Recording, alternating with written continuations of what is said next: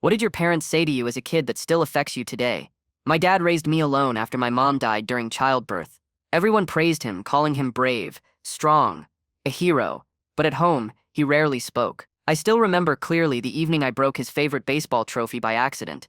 He stared at the shattered pieces scattered on the floor, his eyes filling with something dark and distant. "You're just like your mother," he whispered, his voice raw. I didn't know then if it was an insult or praise, but it haunted me. By high school, I worked relentlessly for his approval. Straight A's, student council president, captain of the soccer team. Every trophy, every medal was an attempt to erase the words he'd said. Dad attended every ceremony but never smiled. Instead, he'd quietly nod, polite and distant like he was watching someone else's child. Then senior year happened, and with it, Jake Riley, star quarterback, rich and effortlessly cruel. After I beat him for valedictorian, Jake cornered me in the parking lot. "Must suck," he sneered, leaning against his gleaming red convertible, "to know your dad secretly hates you for killing your mom." His friends laughed, the sound echoing like a gunshot. Rumors spread quickly, each one more twisted, each whisper louder. "You know her dad never forgave her. No wonder she's always trying so hard." I broke down, grades slipped, trophies disappeared, and silence filled our house again. Eventually, the principal called Dad into the office. I expected rage or worse, his cold disappointment. Instead, he came home quietly, sat next to me at the kitchen table, and spoke softly. "Tell me what's wrong," he said gently, his voice shaking slightly. I could barely speak through the tears. "Jake said, you hate me because Mom died, that I ruined your life." Dad didn't speak for a long moment, his eyes filling with unshed tears. Then he stood abruptly and disappeared into his bedroom. When he returned, he was holding an old photograph. Him, young and smiling, with my mom pregnant and radiant. He handed it to me, his fingers trembling. "You were never my tragedy," he whispered fiercely. "You're the only reason I survived losing her." The next morning, Dad dressed sharply in his military uniform, medals shining, shoes polished meticulously. "Come with me," he said firmly. We walked straight into Principal Adams' office without knocking. Jake and his parents, powerful and intimidating, were already seated, smugly confident. "Mr. Miller," Principal Adams began, startled.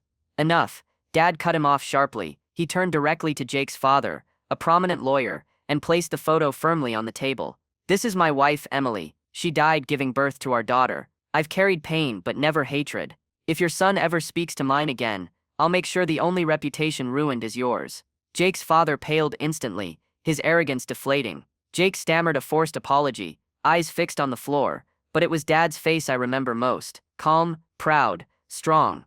As we left, he placed a steady hand on my shoulder, leaning close to whisper, "Never let anyone else tell your story." That moment changed everything between us, but it also opened wounds I didn't know existed. For the first time in my 17 years, I saw my father not as the stoic hero everyone believed him to be, but as a man who had been drowning in grief for nearly 2 decades. Walking home from school that afternoon, I couldn't stop thinking about the photograph. The way Mom looked so happy, so alive. The way Dad's smile reached his eyes in a way I'd never seen in person. I realized I'd spent my entire life trying to prove I was worth the sacrifice she'd made, when maybe the real tragedy was that Dad had been trying to prove the same thing to himself. When I got home, Dad was sitting at the kitchen table with a cardboard box I'd never seen before. His hands were shaking slightly as he pulled out item after item: hospital bracelets, ultrasound photos, a baby blanket with tiny elephants on it. "I should have shown you these years ago," he said without looking up. I couldn't bear to look at them myself. I sat down across from him, my heart hammering.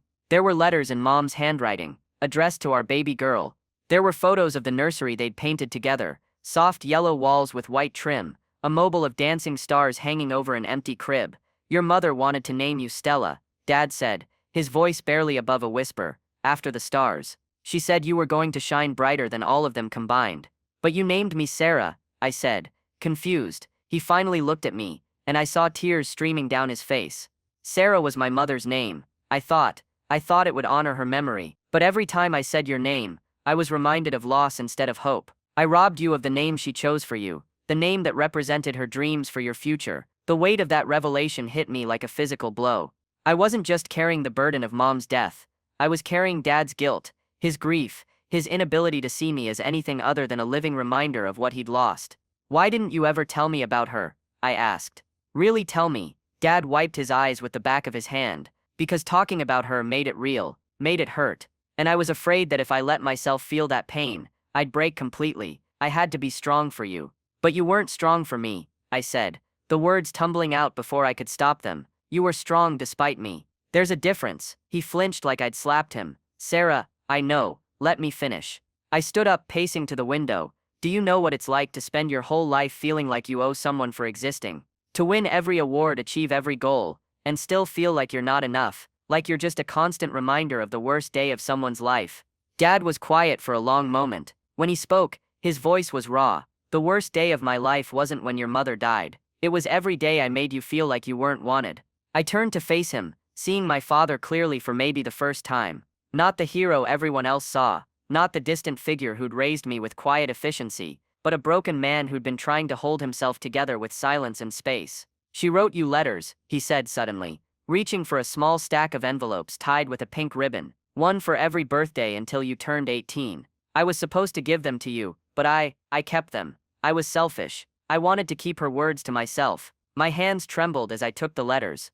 The first one was addressed to my sweet Stella on her first birthday. The handwriting was careful, deliberate, full of love. Can I read them? I asked. Dad nodded. They're yours. They always were. I sat back down and carefully opened the first letter. Mom's voice came through immediately, warm and full of hope. Asterisk. My darling daughter. Asterisk. Today you turn 1, and I can only imagine how beautiful you must be. Are you walking yet? Do you have my stubborn streak or your father's patient nature? I hope it's a little of both. I want you to know that even though I can't be there to celebrate with you, I am so proud of the little person you're becoming. Your father will take good care of you. He's the strongest, kindest man I know. But remember, sweetheart, you are not responsible for his happiness. You are not responsible for healing his heart. You are only responsible for living your own beautiful life. Asterisk. All my love. Asterisk. Mommy. Asterisk. I looked up at Dad through blurry eyes. She knew you'd blame yourself. He reached across the table and took my hand. She knew me better than I knew myself. Over the next hour, we read through several more letters together. Each one revealed more about the woman I'd never known but who had shaped every day of my life through her absence. She was funny, writing about imaginary tea parties and scraped knees. She was wise, offering advice about friendship and self-worth. She was fierce, promising to haunt anyone who ever hurt me. But it was the letter for my 16th birthday that broke both of us.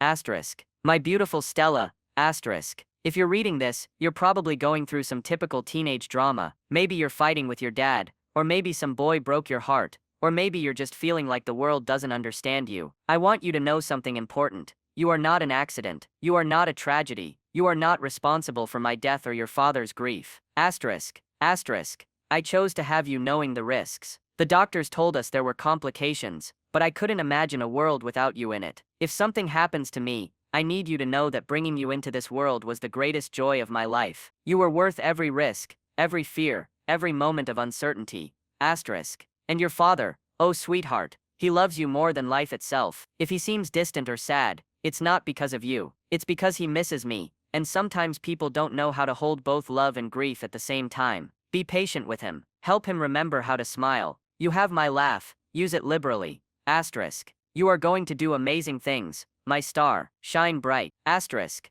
Asterisk. Forever your mother. Asterisk. Emily. Asterisk. By the time we finished reading, both Dad and I were sobbing. 18 years of misunderstanding, of carefully constructed walls, of love expressed through distance, all of it crumbling in the space of an afternoon. I'm so sorry, Dad whispered over and over. I'm so sorry, Stella. Hearing him use the name Mom had chosen for me was like hearing a song I'd been humming my whole life finally played by a full orchestra. It completed something inside me I didn't even know was broken. I'm sorry too, I said, for thinking you didn't want me, for trying so hard to be perfect instead of just being myself. Dad pulled me into a hug then, the first real embrace I could remember receiving from him. He smelled like aftershave and grief, and something else, something that might have been hope. I want to tell you about her, he said into my hair. Everything. Her terrible singing voice and how she insisted on cooking even though she could barely boil water. How she laughed at her own jokes before she even told them. How she painted your nursery 3 different times because she couldn't decide between yellow and green.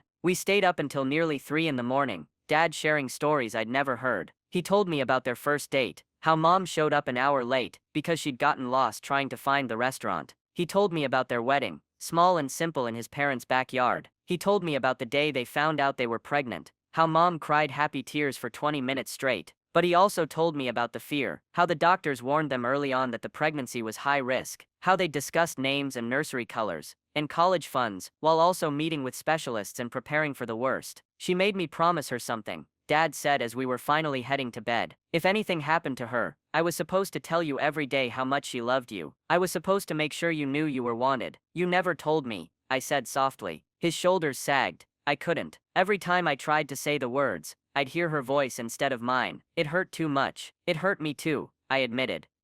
Just in a different way. The next few weeks were strange and wonderful and complicated. Dad and I were learning how to be father and daughter instead of two people sharing space and a last name. He started calling me Stella, and each time felt like reclaiming part of myself I'd lost. But the biggest change came when Dad decided to take time off work to drive me to all the colleges I'd been accepted to. It was late April, decision deadline approaching fast, and I still hadn't chosen where to go. Part of me wondered if I'd been waiting for this, for Dad to care enough to be involved in my future. Our first stop was Northwestern, about 4 hours away. As we drove, Dad told me more about Mom, how she'd dreamed of being a teacher, how she'd volunteered at the local elementary school, how she'd wanted to make learning fun for kids who struggled. She would have loved to see you considering education, he said as we toured the campus. She always said the world needed more teachers who actually cared about their students. Is that what you think I should study? I asked. He was quiet for a moment. I think you should study whatever makes you feel alive. Your mother didn't get the chance to pursue all her dreams, but that doesn't mean you have to carry them for her. At Northwestern, I met with the admissions counselor, Dr. Patricia Williams. She was exactly the kind of professor I'd imagined, warm, engaging, passionate about her subject.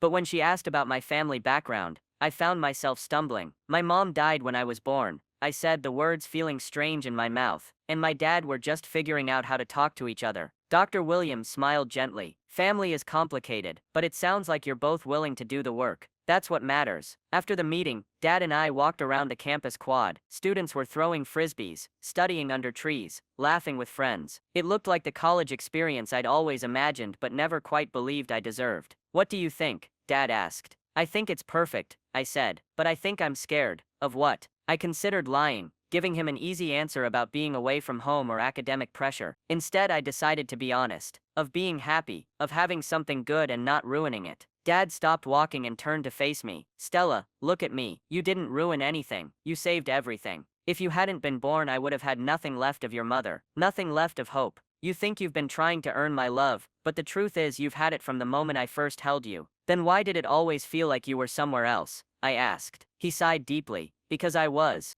stuck in that hospital room, in those last moments with your mother. I was 17 years behind, trying to figure out how to love you both, her memory and your future, without feeling like I was betraying one for the other. Our next stop was the University of Chicago, where I'd been accepted into their prestigious English literature program. The campus was beautiful, gothic and imposing, full of serious students carrying heavy backpacks and wearing intellectual expressions. But something felt off. During the information session, I found myself thinking about Mom's letters, about her warm, accessible writing style. This place felt cold, intimidating, like it would turn me into someone who used big words to avoid saying what they really meant. You look uncomfortable, Dad observed as we walked past the library. I feel like I'm supposed to want this, I said, like this is the kind of place impressive people go. Are you trying to be impressive, or are you trying to be yourself? It was a good question, one I'd never really considered before. Our final stop was a small liberal arts college, about 2 hours from home. Cedar Falls College wasn't prestigious or well-known. It didn't have Northwestern's resources or University of Chicago's reputation. But when we walked onto campus, something clicked.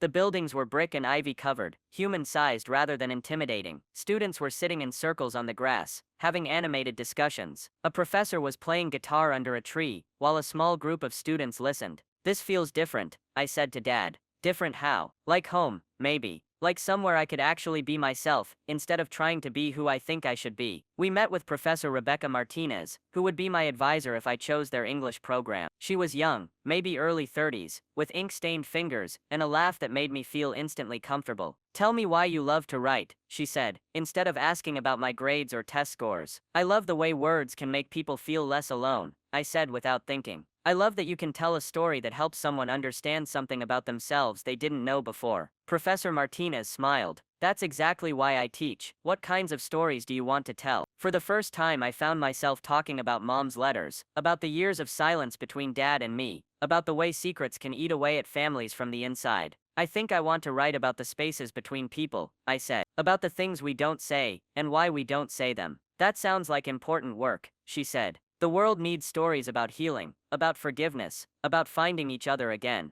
That night, Dad and I stayed in a small bed and breakfast near the college. Over dinner at a local diner, he asked me what I was thinking. I think I want to go to Cedar Falls, I said. It's not the most impressive choice, but it feels right. Dad smiled, and for the first time since I'd known him, it reached his eyes completely. Your mother would have loved that place. She always said the best learning happens when you feel safe enough to be vulnerable. You really think she would have approved? I think she would have been proud of you for choosing what felt authentic instead of what looked good on paper. We drove home the next day in comfortable conversation, something that would have been impossible just a month earlier. Dad told me more stories about Mom, but they were lighter now, funny anecdotes instead of painful memories. He told me about the time she tried to surprise him with homemade bread and nearly burned down their apartment, about how she insisted on adopting every stray cat in the neighborhood, until they had 6 cats and a dog in their tiny one-bedroom place, about how she sang in the shower so loudly that neighbors complained, but she didn't care because she said happiness should be loud. She sounds like she was a lot of fun, I said. She was chaos, Dad said, but he was smiling.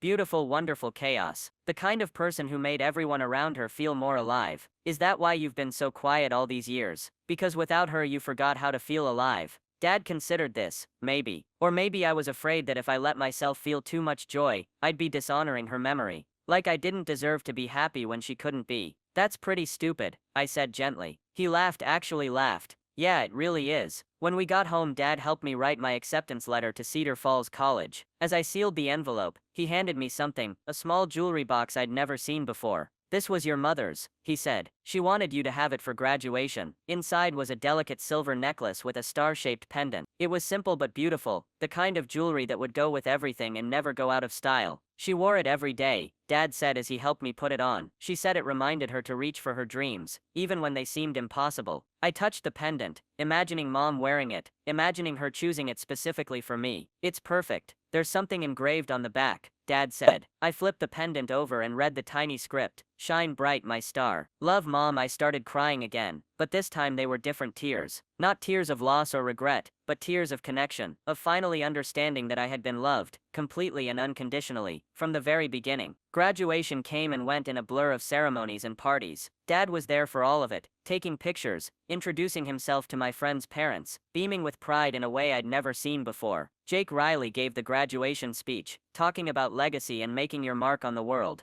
But all I could think about was Mom's letters, her simple wisdom about living authentically and loving generously. After the ceremony, Dad and I went home and sat on the front porch with glasses of lemonade. The evening was warm, full of the promise of summer. I have something to ask you, Dad said suddenly. I've been thinking about maybe going to counseling, to deal with everything, the grief, the guilt, the lost years. I was wondering if you'd consider coming with me sometimes. Family sessions. I looked at him, this man who had seemed so strong and untouchable for so many years, admitting he needed help. I'd like that, I said. And I was thinking, he continued, maybe we could start some new traditions. Things that are just ours, not connected to grief or memory. Like maybe we could learn to cook together, since neither of us inherited your mother's domestic skills. I laughed. That sounds dangerous but fun. Or we could take a trip somewhere your mother never went, somewhere we can make new memories, without feeling like we're intruding on old ones. Where would we go? Dad smiled. Your mother always wanted to see the northern lights. She had this idea that we'd take you to Alaska when you turned 18, but we never got the chance. Maybe we could go together, the two of us, see them for her, but also for us. The idea of traveling with Dad, of having adventures together, felt both foreign and wonderful. I'd love that. As the sun set, painting the sky in shades of pink and gold, Dad reached over and squeezed my hand. I want you to know something, Stella. These past few weeks, getting to know you, really know you, has been the greatest gift of my life. You're everything your mother hoped you'd be, and more. Even though I'm not perfect, even though I don't have straight A's anymore and I chose a small college over an impressive one, especially because of those things, Dad said. Perfect people are boring. Your mother wasn't perfect, and that's what made her extraordinary. You don't have to be perfect either. You just have to be you. As I got ready for bed that night, I looked at myself in the mirror and tried to see what Mom might have seen. Not a mistake or a tragedy, but a possibility. A chance for joy and love and all the beautiful messiness of being human. I thought about the long journey ahead, college, new friends, maybe even love someday. But for the first time, I wasn't approaching the future as penance for the past. I was approaching it as a gift, one that Mom had given me by choosing to bring me into the world despite the risks. 3 months later, as Dad helped me move into my dorm room at Cedar Falls, I found myself thinking about that broken trophy from so many years ago. How Dad's words, "You're just like your mother," had haunted me for so long. Now I understood what he'd meant. Not that I was responsible for destruction, but that I carried Mom's spirit with me. Her curiosity, her warmth, her ability to find hope in difficult circumstances, her willingness to take risks for love. "You know," I said to Dad as we finished unpacking, "I think I finally understand what you meant that night with the trophy." He looked puzzled for a moment, then understanding dawned. "Oh Stella, I didn't mean, I know what you meant now," I interrupted, "and I'm proud to be like her." Dad hugged me tight, and I could feel 18 years of misunderstanding finally dissolving between us. "Call me every week," he said, "and not because you have to, but because you want to." "I will," I promised. "And Dad, thank you for finally letting me know her, and for letting me know you." As he drove away, I stood in front of my new dorm, touching Mom's star pendant, and feeling the weight of possibility ahead of me. I was no longer Sarah, the girl trying to earn love through perfection. I was Stella, named for the stars, ready to shine in my own way.